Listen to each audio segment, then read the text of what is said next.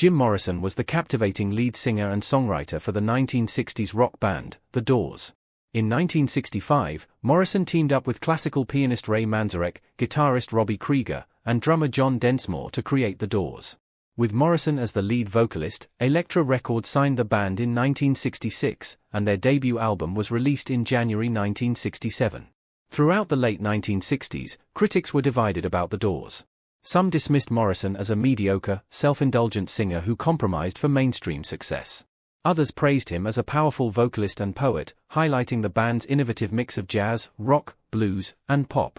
Morrison became a global sensation, known for his poetry, voice, and status as a sex symbol. Despite the band's success, Morrison's private and public lives spiraled out of control.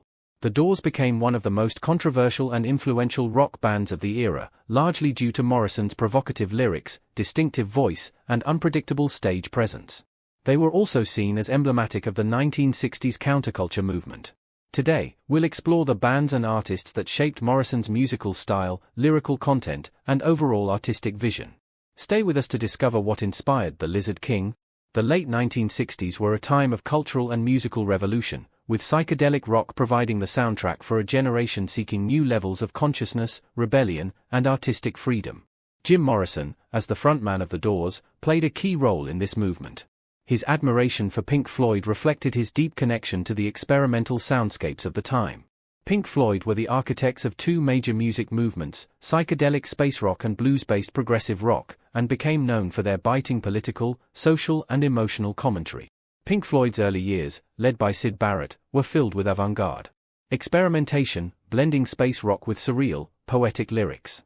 Morrison and Pink Floyd shared a mutual fascination with the psychedelic experience. What really connected Jim Morrison to Pink Floyd was their shared fascination with the psychedelic experience. For Morrison, music was about more than just entertainment. Pink Floyd's albums, especially in the Syd Barrett era, embodied this perfectly. Although Jim passed away before the release of Pink Floyd's most famous albums, he had already noticed the British band and gave his opinion on them in an interview with Bob Rush back in 1970. "I heard Pink Floyd in Hyde Park. I happened to be in London when they did a free concert in Hyde Park. I could listen to them a lot. In fact, when I heard them and I heard Miles Davis, I think is good, this new sound he has now. When I heard those two things I said to myself, well, say I'm a musician, all I knew was there was something there, and I figured if we couldn't go in that direction and get complex like that, then best for us to do what we can really do best, which is blues." Morrison remains one of the most legendary and mysterious rock stars of all time. His eloquent odes to rebellion, set to the music of The Doors, inspired a generation of disaffected youth who found in his lyrics an articulation of their own range of emotions.